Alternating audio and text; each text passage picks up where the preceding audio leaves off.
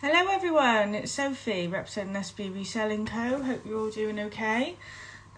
First off, I need to start off with just a little bit of an apology. I had meant to do this live on my YouTube channel. I didn't know that I'd need... Hi Kate!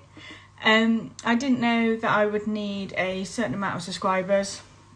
I also didn't know that you have to kind of like verify your account and register stuff. And then it takes 24 hours. So then I tried to use StreamYard instead. I thought, surely that'll get me around it. Hi Dan, nice to see you. But it didn't, because StreamYard then needed 24 to 48 hours to be able to actually link with my YouTube. So that's why I've had to do a live on Instagram instead.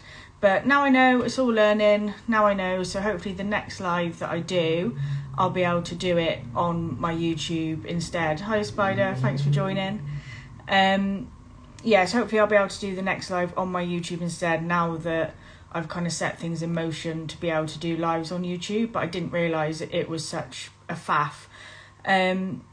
Please subscribe to my YouTube channel if you're not already, because that will also help me to be able to do lives and put more content out for you. And yeah, That Pet Page. Yeah, Spider's got a YouTube channel called That Pet Page, so go and check it out. Just give it a minute or two. Hi James, nice to see you. I'll just give it another minute or two and then I'll carry on with the questions. Hi Dave, thanks for joining. So like I say, sorry about the whole YouTube situation, and hopefully next time it will be on YouTube. So we'll crack on with the first question. So the first one I've got is from Sam at SJ Cartier, so do give his Instagram a little follow if you can. So his question to me was, why did you start reselling? The reason why I started reselling was because I'm actually a nurse. I'm doing this part-time at the moment. So I'm a nurse and I was basically looking for ways just like how to get more money. I was simply just going on YouTube and I was like, how on earth am I going to get more money? So I started looking at kind of buying and selling really. And I've fallen in love with it, to be totally honest. I really enjoy it. I think I'm going to keep doing it for a very long time to come yet. And that was basically initially why I started reselling. Now I keep reselling because I just really enjoy it.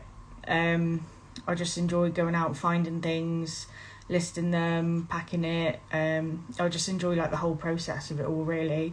So I'm hoping to continue, gradually grow, maybe be able to knock off some hours at work and, you know, be able to just keep growing it really. Hi Jan on Nem, thanks for joining. Next question I've got is, what's your best flip so far? And that's from Adam at West Lancs Flips. Again, go and follow Adam. He's been really supportive to me actually, and I thank you so much for that. We have a lot of great chats on Instagram and just kind of chat about what we found and, you know, things like that. So thanks so much for your support, Adam. I really appreciate that. So the best flip so far, I think one of the best flips that I've had so far, it was a Pokemon card that I had. I think it was like a Mega Rayquaza EX from Ancient Origins. And I went for a stage like a little while ago, because I am literally like a child stuck in a woman's body, I think, really. During the first first lockdown, I just went for a stage just buying Pokemon cards. I think it was just nostalgia. And it kind of helped me just like get away a little bit as well. Obviously, like being a nurse and I was working on a respiratory ward as well. At that point it was quite difficult for me because I was going into work and just getting like kind of, you know, not overwhelmed as such, but, you know, seeing COVID patients like all the time and, you know, seeing people die and things like that. And then I was also coming home and it was literally all there was on the news, and I just kind of felt like I couldn't get away from it and have time for me. So it was kind of just like a bit of a nostalgia thing. So I just like pulled out of a pack the cards, and it sold for like 75 quid. So I think that was the best find that I had. And also my best flips are things that I pick up for free. Everything that I pick up for free, because it doesn't owe you anything, I always class that as a good flip as well. So yeah, that's kind of the answer with that question. What's the strangest thing you have sold, and do you like the coffee pod on a Monday? That's from James. Yes, James, I absolutely love the coffee pod. If you're not already subscribed to James's channel, Bowl Finds, or you don't follow him on Instagram, do follow him on Instagram. He does a coffee pod session where he basically has a live guest on. I've also done it myself. I've been on the coffee pod as well. And James is he's really good at interviewing and things. So yeah, go and follow his channel. He's absolutely smashing YouTube. It was good. No worries, James. I really enjoyed it actually. We'll have to do like another one maybe like later down the line, when I've probably got more things to tell you. But yeah, we'll have to do another one like later down the line. The strangest thing I've sold from James, that was the first part of the question actually. I'm not sure actually. I haven't sold anything like mega weird, to be honest. I think for me, sometimes I think strange things, like I've sold toys out of Happy Meals. I'm guessing it's where like maybe parents don't want to feed their kids McDonald's but want them to have like the toy or the book or whatever. But yeah, I think that's kind of a little bit of a strange one. And actually, McDonald's Happy Meal toys, like some of them actually sell really well, especially things like, the Pokemon ones, because you've got cards in there, there's a collectible item in there. There was another one as well, I can't remember what it was now. But yeah, some of the Happy Meal stuff from McDonald's, I always list them because they pretty much always sell. Tom Fletcher books as well, when he did that series. I sound like I eat loads of McDonald's, but I don't. But yeah, do sell like the Happy Meal stuff. That's probably like my strangest thing that I sell, I think, really. So next one, best bit of advice for a new reseller. That's from Monty Resells, and I'm going to come back to that question just in one moment. James says, I have a Pokemon card from Burger King, hanging on for it now. I didn't know that Burger King did Pokemon cards, actually. I always knew that, McDonald's did a set, but I didn't know that Burger King did. That's quite interesting. I'd have to have a little look into that. Before I started reselling like properly, actually, I used to only sell Pokemon cards, and it was basically all the bulk I had from buying a ridiculous amount in a stressful time. I sound like such a weirdo, don't I? But yeah, it was just selling like off all like my bulk and things like that. Some cards I made some pretty good money on, to be fair. I've still got quite a few, like if I pulled a Charizard or anything like that, I've still got some. But yeah, I tend to just hang on to them, really. Depends what it is. Hi Flippin' Scots, thank you so much for joining, and In Web Design UK, thanks for joining, and also Julie Lockett, thank you so much for joining. I'm going to come back to Monty's question now that I've waffled on a little bit. Best bit of advice for a new reseller, that's from Monty Resells. Now I'm quite a new reseller as well, so I can only kind of give advice from my journey so far. I'm not like a seasoned reseller, really. So from my journey so far, I think it's literally just a start. Always use eBay's like comps to check things when you start, to make sure you're not picking up things that you think, oh yeah, that'll really sell. Then you get it home and it's absolutely worthless.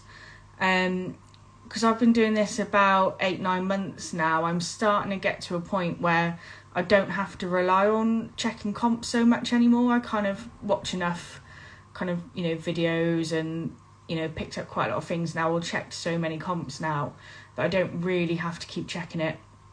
And I think just stay within a budget as well. Don't go, blasting all your money on, charity shops and car boots, and then have loads of stuff that you can't actually shift. So I think it's really important just to stay in a budget too.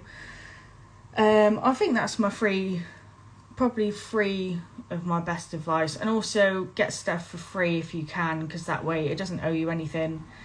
And also start just decluttering your home, maybe like just look around what you've got in your home first. It doesn't owe you anything, and then you kind of get into the swing of it. Is there anything that you don't like selling or do like selling, or things you realise that don't sell? I think that's like my best bit of advice really.